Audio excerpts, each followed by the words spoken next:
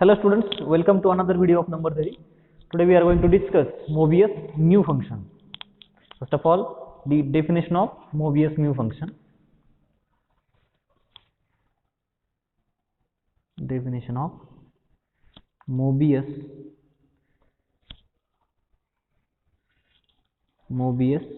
mu function. There are two dots on this O. This is the Mobius mu function. Mobius mu function, and notation of the Mobius mu function is mu. Mobius mu function. This is the notation. So, definition of Mobius mu function: for a positive integer,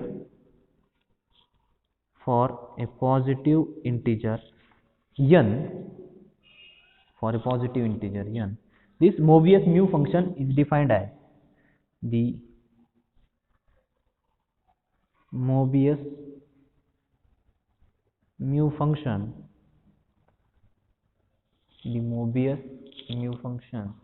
is defined as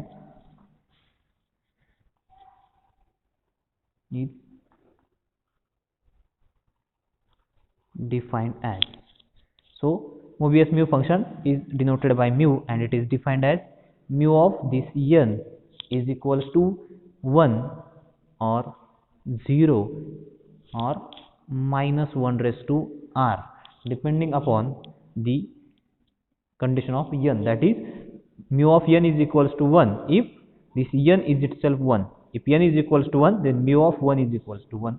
0 if any p square, that is the square of any prime number, divides n. Mobius mu function is equals to 0, that is mu of n is equals to 0 if any square of the prime number, that is suppose 2 square, 3 square, then 5 square, any prime square divides n, then mu of n is equals to 0, and minus 1 raised to r if this n can be written as the product of primes p1, p2, p3 up to pr. So here minus 1 raised to r means number of prime factors of r. Here just see carefully, if n is equals to 1, then mu of n is equals to 1. If any prime square divides n, then we will get mu of that n is equals to 0, and minus 1 raised to r whenever our n is the multiplication of primes. So minus 1 to the power r means number of prime factors p1, p2, p3 up to pr. These all are prime numbers and they are distinct primes, where these pi's are distinct primes. Here p1 into p2 into p3 up to pr. Here just look at carefully, there is no power of any prime number. So p1 is a single prime, there is no square, no cube and anything else. So p1 into p2 into p3 up to pr. So Mobius mu function is defined as 1, 0 and minus 1 raised to r, depending upon whether n is 1, n is any prime square divides that n, and minus 1 raised to r if our n can be written in the multiplication of distinct primes. So here r is the number of distinct prime. So this definition can be written in another form as mu of n is equals to 1 if n is equals to 1, that mu of n is equals to 0 whenever our n is divisible by p square. If n is divisible by p square, and we can write the last term minus 1 raised to r if our n is square free. Square free means n cannot be divisible by any square of any prime number, square free. Instead of r, we can write here omega n. Omega n is we have seen the omega n in the definition of some arithmetic function. Omega n is number of distinct primes dividing n. So minus 1 to the power omega n, where n is square free. Square free means it is free from any square, that is any square of the prime number doesn't divide our n, then we say that n is square free. This is the definition of Mobius mu function. Mobius mu function defined as mu of n is equals to 1, 0 or minus 1 raised to r. Just take this definition in your mind. Minus 1 raised to n, sorry, mu of n is equals to 1, 0 or minus 1 raised to r, where mu of n is equals to 1 whenever our n is equals to 1, and 0 when any square of any prime divides our n, and minus 1 raised to r if n can be written in the form of multiplication of distinct primes, and here r is the total number of that primes. Now for example, mu of 1 is equals to 1 itself. Since n is equals to 1, then mu of n is equals to 1. This first example. The second example, mu of 2. 2 is itself prime number. So we can write 2 as is equals to 2. 2 is equals to 2. That is 2 is itself prime. So we can write mu of 2 is minus 1 raised to power 1, since 2 is the only prime factor of 2. So minus 1 to the power 1 is equals to minus 1. Then if you take the third example as mu of 3, then again 3 can be written as 3 is equals to 3. That is 3 is itself a distinct prime. So again we can write it as mu of 3 is equals to minus 1. Now fourth example, we can write mu of 4. 4 is mu of 4 is equals to 0, since 4 is divisible by 2 square. That is 2 square divides prime square. 2 square divides 4 means 2 is prime number. So prime number square divides 4. That is 2 square is 2. Sorry, 2 square is 4 and 4 divides 4. So this 2 square divides 4 means mu of that n, mu of 4 is equals to 0. Again similarly, fifth example, mu of 5 is equals to 5 is still prime. So mu of 5 is equals to minus 1 raised to 1, and that will be 1. Similarly, we can find, suppose this sixth example, mu of 6. 6 can be written as 2 into 3. So there are 6 can be written as 2 into 3 using this. 6 can be written as 2 into 3. Here 2 and 3 are distinct primes. So we can write it as minus 1 to the power 1 and 2. There are 2 primes. Minus 1 square is 1. So mu of 6 is equals to 1. Similarly, we can find the, suppose take another example, mu of suppose 10. Mu of 10. Since our 10 is equals to 2 into 5.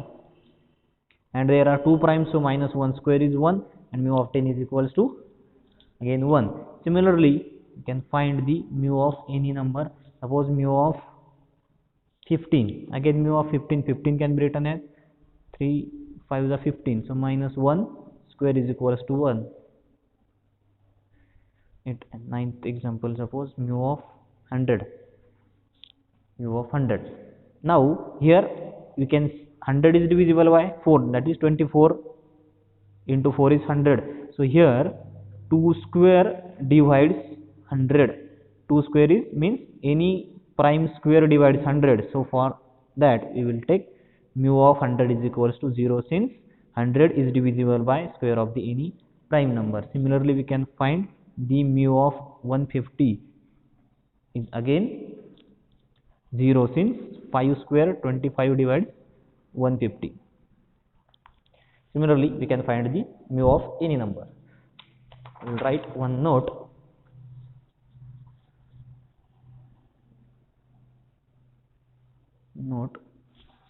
If P is itself prime, if P is prime,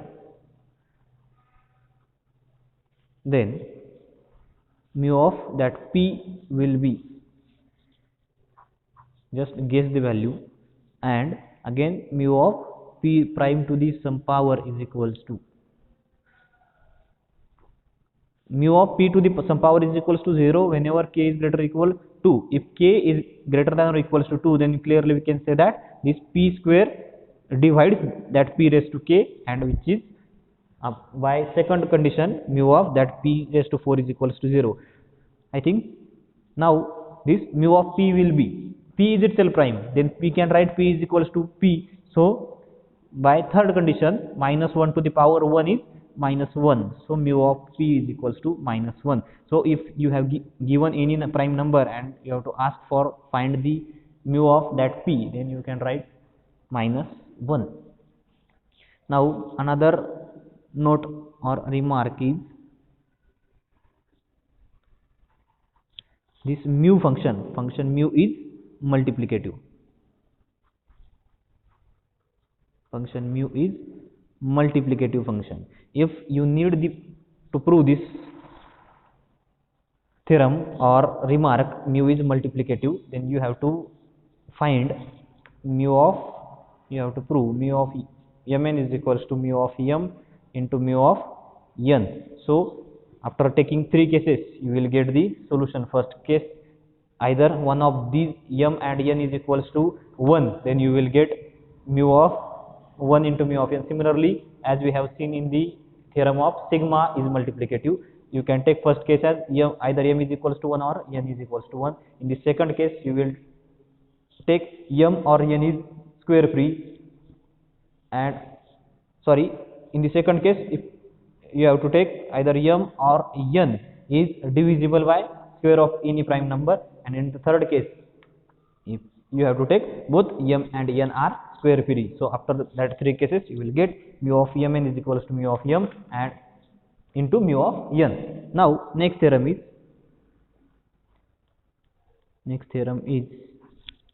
for each positive integer,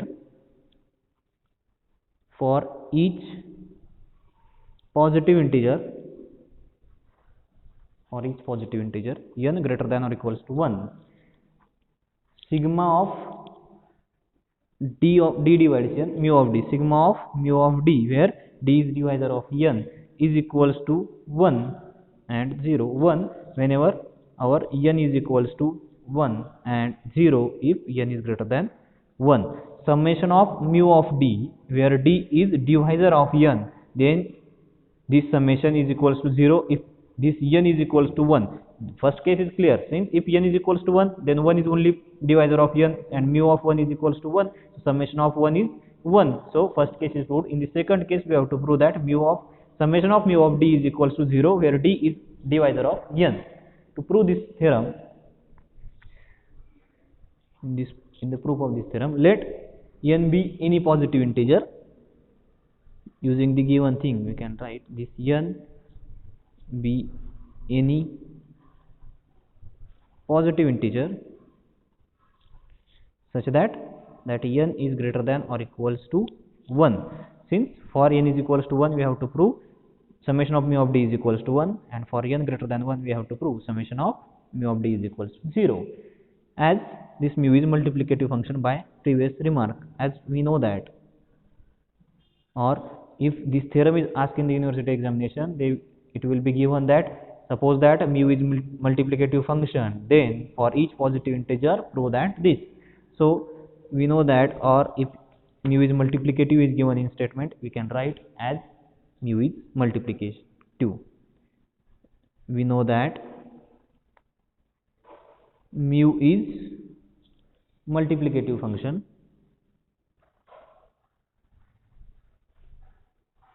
as mu is multiplicative function. Since we have to prove this summation of mu of d is equals to 1 and 0, take or consider capital F of n is equals to this summation of mu of d, where this d is divisor of n, as this mu is multiplicative and this f of n is totally depend on mu. This will give this f is multiplicative function. F is multiplicative function. Now for n is equals to 1, f of 1 will be written as summation of mu of d, where d is divisor of n and n is equals to 1, so d is divisor of 1 and 1 is the only divisor of 1, and we know that mu of 1 is equals to 1, since 1 is only divisor of 1, only positive divisor of 1. So therefore we get f of 1 is equals to 1, that is summation of mu of d, where d is divisor of n is equals to 1 if our n is equals to 1, that is first result is proved. Now we have to prove that for n greater than 1, the summation of mu of d is equals to 0, that is f of n is equals to 0. Now for n greater than 1, now for n greater than 1, let n is, we have given that n is positive integer and n is greater than 1, so we can express that n in the form of canonical expression, that is p1 raised to alpha 1 into p2 raised to alpha 2 up to pr raised to alpha r. Now as n is equals to this, so we can take f of n, capital F of n, as f of this whole p1 raised to alpha 1 into p2 raised to alpha 2 up to pr raised to alpha r. Now f is multiplicative function, so we can take f of p1 raised to alpha 1 into f of p2 raised to alpha 2, alpha 2 up to this multiplication f of pr raised to alpha r. This is because f is multiplicative function. F is multiplicative. Just a second.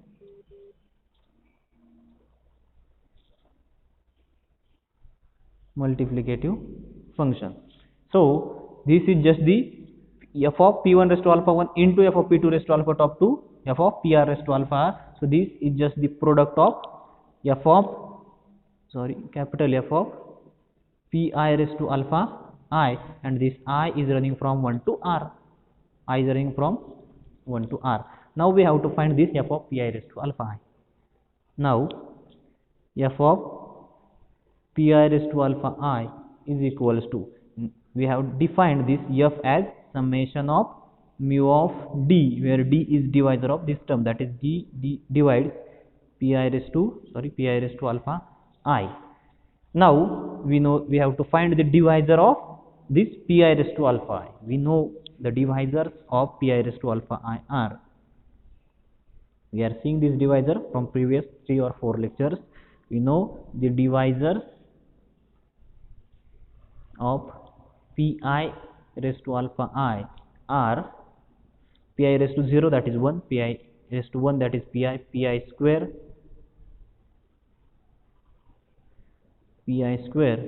up to pi raised to alpha I. These are the divisors of this pi raised to alpha I, and taking mu of each number and taking the summation, we will get this sum. So our f of pi raised to alpha I will become mu of 1 plus mu of pi plus mu of pi square plus up to mu of pi raised to alpha I. Here mu of pi square, we know that if our any prime square divides our n, then mu of that number will become 0. Here next term is mu of pi raised to 3, that is pi cube. Pi cube can be, so clearly pi square divides pi cube. Then for pi raised to 4, pi square is going to divide pi raised to 4. Similarly pi square is going to divide each term greater than that pi square, that is pi square divides this pi square divides pi cube, pi square divides pi raised to 4 up to pi, that pi square divides pi raised to alpha I. So mu of each term will become 0. So now mu of 1 is equals to 1, mu of pi. We have seen the note or previous theorem. Just a second. As we have seen this note, mu of any prime is equals to minus 1. So this pi is prime. So mu of pi will become minus 1, and mu of pi square is equals to 0. Similarly mu of pi cube is equals to 0 up to mu of this pi raised to alpha I will become 0. Now this plus 1 minus 1 will become 0. Hence f of pi raised to alpha I is equals to 0. That is this f of pi raised to alpha I. Therefore this equation, suppose f of n is equals to this, suppose equation number star. So putting the value of f of pi raised to alpha I in equation star, we will get, therefore equation star gives us f of n is equals to 0, that is the summation of mu of d, where d is divisor of n, is equals to 0 if our n is greater than 1, hence the proof. Hence the proof.